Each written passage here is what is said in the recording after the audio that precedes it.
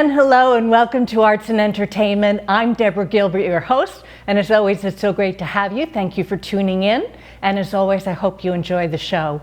Well, we're going to highlight the Hartford stage again, which I hope you enjoy the show again. It's been a while, but I'm thrilled that they've come back to be our guest today. And Melia Bensussen, the artistic director, is again my guest today. And Melia, thanks so much for being here. It's a pleasure to welcome you back.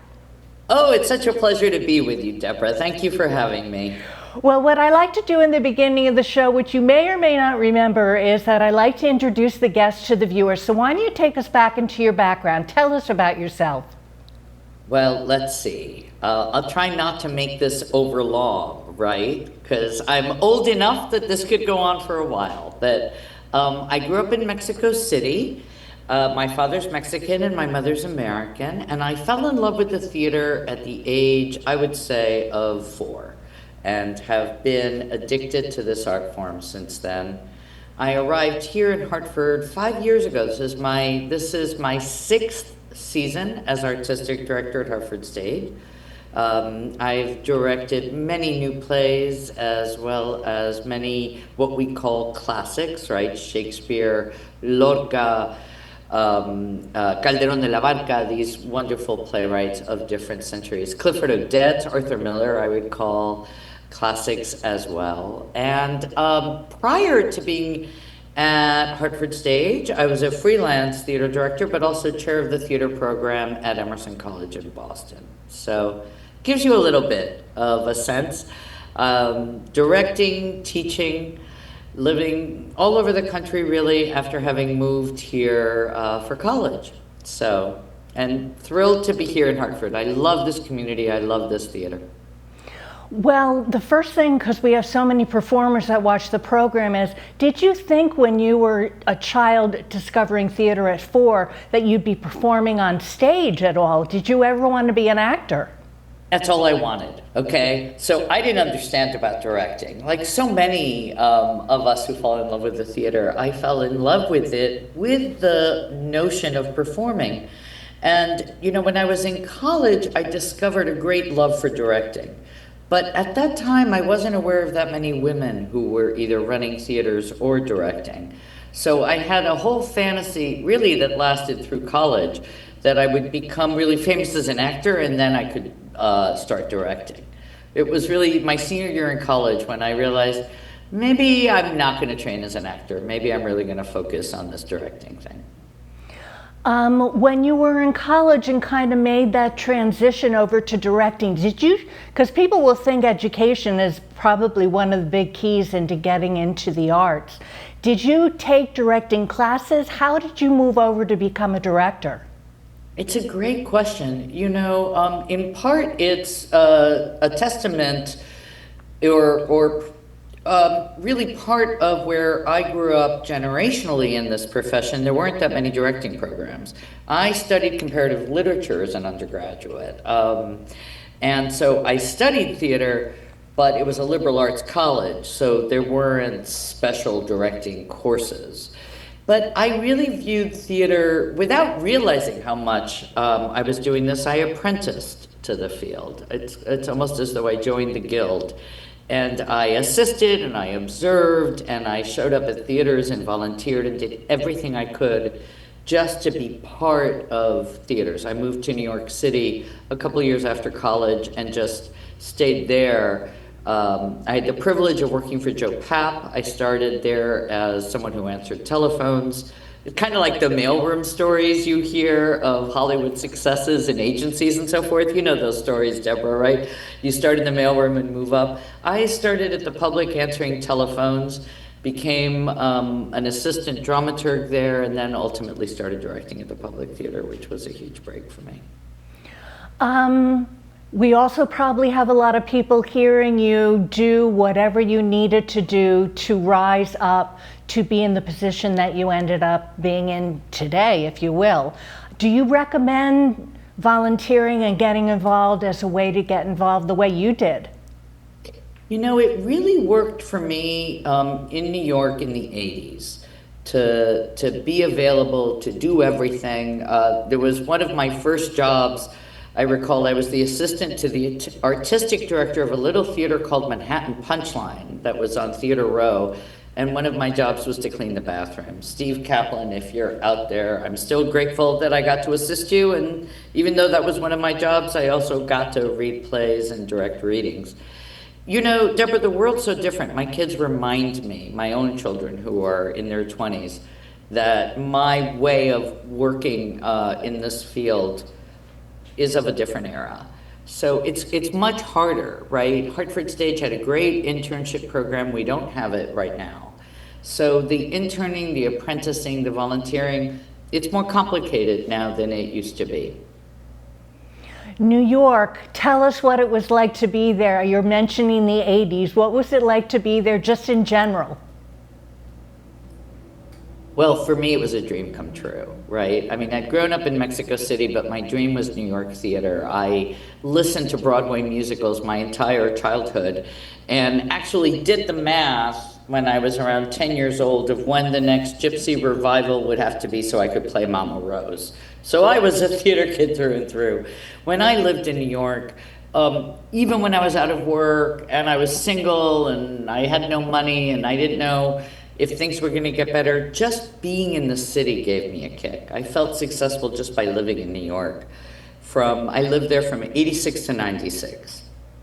And I would second act shows on Broadway, right? Which is to say, I would stand by theater doors around when I thought intermission would happen, and then I'd walk in with the audience to see the second act of things because I didn't have money for theater tickets. It was a great time for me. Okay, take us from 1996. Where did you go from there? Were you still in New York, or did you move on to another state? You know, I moved on to another state. My son was born in 1996, and I started teaching at Southern Methodist University in Dallas, Texas. And I lived in Dallas for 4 years. Always freelancing, right? The amazing thing about theater folk, we're a little like circus people. We travel for the work, we go wherever the work is. And so while we lived in Dallas, I worked all over the country. I directed I remember directing in Kansas City, in St. Louis, in Cincinnati, in Princeton, New Haven. I was at Long Wharf those years, just as a freelancer. And then after living and teaching at SMU and living in Dallas, we moved to Boston, where I started at Emerson College and continued freelancing from there. I was lucky enough to have directed Hartford Stage, directing at the O'Neill, and then developed a very close relationship with the Huntington Theater in Boston, where I directed a lot for the decade before I came to Hartford. Okay, let's talk about Hartford Stage, one of the main reasons you're here. People will say, I've heard about it, I haven't heard about it, I'd love to know more about it. Tell us about Hartford Stage. Hartford Stage is in its 61st season in this region, and it is one of the country's leading regional theaters. And why we say regional theaters, it's a movement that started around 60 years ago, in fact. Hartford Stage was one of the first to make world-class theater outside of New York City. And so that is who we are. We do classics, we do new plays, we work within the community. We have a huge education program. We reach more students in this region than all the other theaters in Connecticut combined. We just closed a very successful production of Romeo and Juliet that was actually set in Mexico, which I had the privilege of directing. And we are now about to begin previews for a brand new play called Hurricane Diane, a very funny contemporary comedy that crosses, if you can imagine this, a Greek play about Dionysus with contemporary real housewives, kind of humans. It's kind of about global warming. It's kind of about the boundaries that we build in our own lives that we need to tear down. And it's mostly about a lot of fun in the theater. Well, you're speaking of the 2025 calendar. What are some of the things that you have coming up? And we'll talk about 2026 as well. Yeah, so Hurricane Diane is coming up. That's the end of this season. And then this summer, we have our amazing education programs. We have a high school musical, a middle school musical, and one of our best programs, Breakdancing Shakespeare, that happens at Hartford Stage at the end of July. And that is a combination exactly of a hip hop, of breakdancing, and Shakespeare. We're doing Hamlet this summer, so that's going to be really cool. And then I can tell you about next season. We open in October with the world premiere of a Hitchcock adaptation, a brand new play that is based on the script of Rope, which was Hitchcock's film with Jimmy Stewart, and Rope. Oh, Hope. That's a truly not a Freudian slip, because there's very little hope in Rope, but Rope is a psychological thriller. And if you know Hitchcock, or if you know this movie, you know how much you'll sit at the edge of your seat, kind of trying to figure out not who did it, but will they get caught, and what else is going on in the world of the play. So Rope is what opens our next season. Jeffrey Hatcher, who wrote Dial M for Murder, another adaptation of a Hitchcock classic, which has been produced all over the country, and wrote our Jekyll and Hyde adaptation that we did at the beginning of this season, is the playwright for Rope. Okay, Melia, let's hold that thought and take a break. I'm Deborah Gilbert. You're tuned into Arts and Entertainment. We're going to take a break, and we'll be right back. Shoppers depend on customer reviews to make the right decisions, but as sellers continually find new ways to craft fake reviews and hire thousands of people to post them, getting rid of every fake review quickly is nearly impossible. Look out for generic reviewer profiles. If a reviewer has a very common or generic name, you've spotted a red flag. Read reviews by customers with verified purchases, meaning the reviewer bought the product on the same site where they wrote the review. Examine the quality and timing of product reviews. If you notice a product has several 5-star or 1-star reviews with just a word or two in the written portion of the review, or if the reviews use language that is generic, studded with irrelevant details, or overly enthusiastic, you may be looking at a fake review. This is especially true if you notice multiple similar reviews posted during a short window of time. The rise of generative AI has made it much easier to post fake reviews and harder for customers to spot them. So it's a good idea to check multiple websites and compare reviews of an item or service. If you spot a scam, report it to BBB Scam Tracker. That's bbb.org/scam tracker.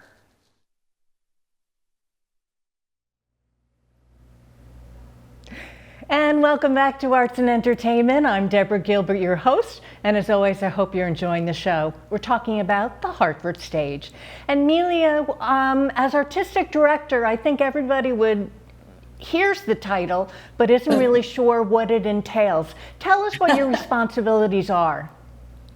Well, it's a wonderful job. My responsibilities basically extend to everything you see on our stage.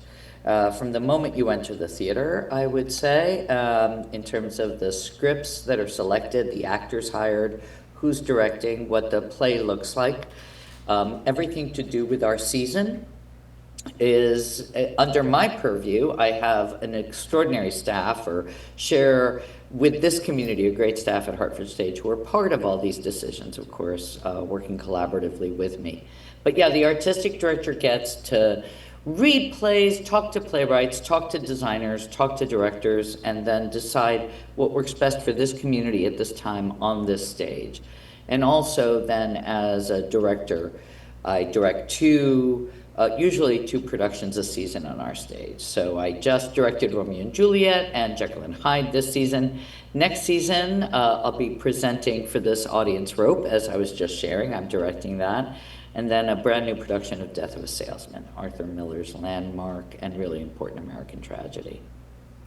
Not many artistic directors who are my guests will say that they do direct a play. Is that normal to be able to do both jobs? Is it considered two jobs anyway? That's interesting. You know, there are theaters that are run by producers versus directors, and so they may not direct as part of their producing artistic director job. For me, it's always been natural to do both. And it really just depends on the background of the person helming the theater. So you'll see both models throughout the country. Directors who are artistic directors like me, who then direct 1 or 2 productions a year at their theater, and then folks who are much more the producers and hire directors. For me, it's very natural to do both, and it's one of the great gifts of having this job is that I get to do both. Let's talk about the website, hartfordstage.org. What will the viewer find when they visit the website? Oh, if you come, you'll see videos giving you information about upcoming productions. You can see photos of past productions, and right now you can learn all about our 25-26 season. It includes Christmas Carol. It includes a historic collaboration with TheaterWorks, and we're producing Sweeney Todd here at Hartford Stage. So you can see Death of a Salesman, Sweeney Todd, Christmas Carol, a Hitchcock adaptation, a very, very funny new farce called The Cottage, which was just on Broadway. And you can see all of these really for a substantially reduced cost if you subscribe. So my big push would be is go to the hartfordstage.org website and see what a deal it is to get 6 plays for a fraction of what it would cost you to see one somewhere else. Well, for the performer that's listening to us now, let alone the playwright, anybody else who would like to be able to be a part of Hartford Stage's productions, how does somebody submit themselves to you for consideration? Oh, it's a great question. So we do hold local auditions. So the best thing to do would be to reach out to me or just on our webpage on the Contact Us. We see all those emails. So just go to our webpage, send an email, and we'll be sure to be back in touch about when we have our local, both our EPAs, those are equity principal auditions that are part of our equity contract, that's the Actors Union, but we also have auditions for non-union actors in this region. So just reach out to us and we'll be sure to get you the info. Also, I'll say we have great education classes. We have acting classes where many of us, including myself, teach and guest, and so there's audition classes, monologue classes, scene study classes, adult education, as well as all ages of work, so that you can hone your talents if you're a practitioner, or begin the journey of learning more about the theater by joining us. How is the relationship between Hartford and Hartford Stage? Have you found yourself to be a great partnership? Yes, I love being in this community. I live downtown, I live blocks from the theater. We work very closely with our neighbors, with TheaterWorks, with Christchurch Cathedral, with Capital Community College. These are all folks that we create work with. We visit each other's spaces. We have a program with Capital called One Play, where their students can come see our work for $5 and where our actors go and speak to them at their school. We have a wonderful relationship with University of Hartford and the acting program there, and you can see the students from University of Hartford in our productions. Recently, 4 of them were in Romeo and Juliet, 10 of them will be in Christmas Carol. So I feel like we are really a part of this community. There's also a library ticket program. I hope your viewers know about this, but if not, here it is, right? If you have a downtown Hartford library card, any Hartford library card, you can get 2 free tickets to every one of our productions. So there is no reason not to come to Hartford Stage. And if you're under 35, we offer what we call a stage pass, where for $99 for the year, you can see every play as many times as you want. So there's just a lot of access points for this community with our theater. How do you decide what plays you're going to perform, let alone how do you choose what you're going to perform in a season? Well, you know, I'm always thinking through what is best for this community, what might interest the people in our community, and also with getting a really varied aesthetic menu so that, you know, we do 5 plays on our subscription season plus Christmas Carol. And my hope is that there's such a variety that there's a classic, there's a new play, there's comedy, there's some serious drama to think about.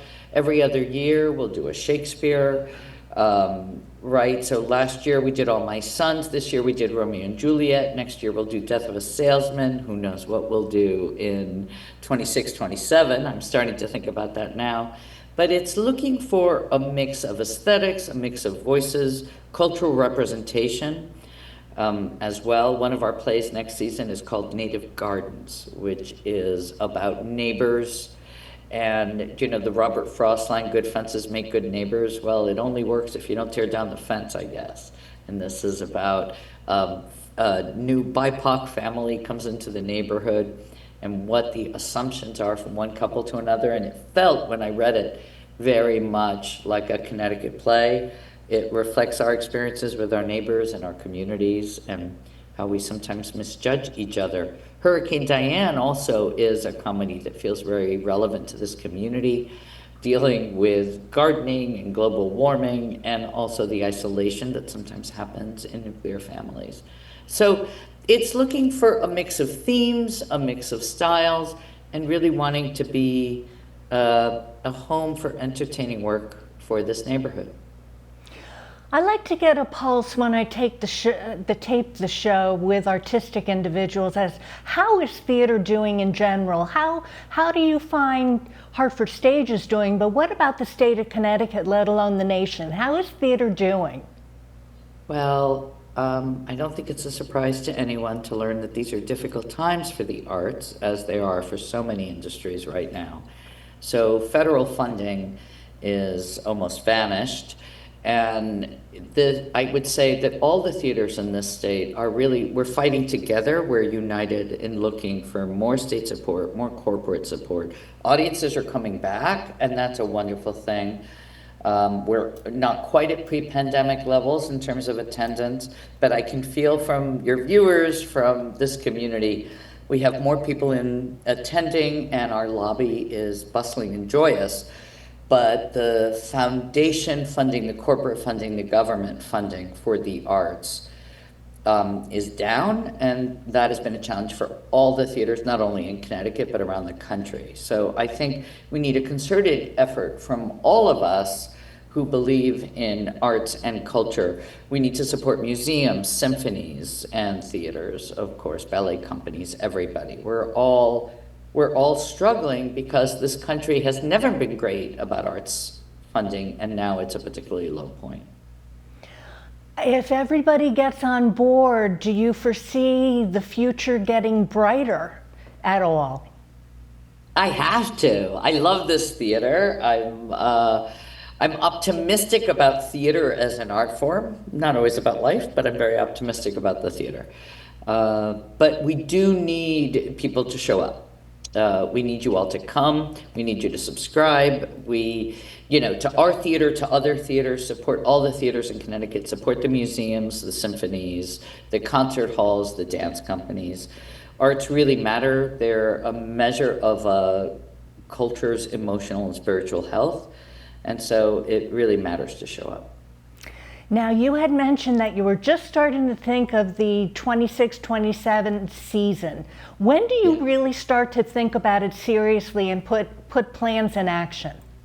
In the fall, right? So the summer is like pre-planning, and then this fall we really sort of figure out the budgets, figure out how many roles we can afford, how many actors can come from out of town, how many actors locally can work here, what our budgets allow, what kind of scenic designs we can do.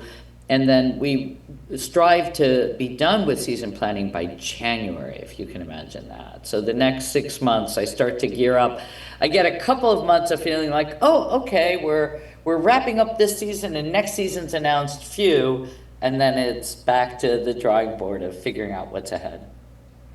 Well, we are slowly starting to run out of time. Any closing thoughts for the viewers before we say goodbye? I just so appreciate being in a community that supports the arts the way this community does. So even though I keep urging people to come more, I'm grateful for all of you in the state of Connecticut, because this is a state with a wealth of theaters, a wealth of arts organizations, and that is thanks to the passion that this community feels for the arts. So Well, I hope to see you all at Hartford Stage, either during Hurricane Diane or in our education programs this summer, or as we start the fall with a bang with a great psychological thriller in Rope. Well, I want to thank you very much for coming back and being here with us. It's been terrific. I really appreciate your time. I so appreciate your program, Deborah, and your generosity in inviting me. It's been a pleasure. Thank you so much. Thank you. Well, I'm Deborah Gilbert. You've been tuned in to Arts and Entertainment. In case you need to reach me, I'm at artsandentertainment@mail.com. Well, I hope you have a super day today. I really hope you've enjoyed the show. Thanks for tuning in, and I'll see you next time.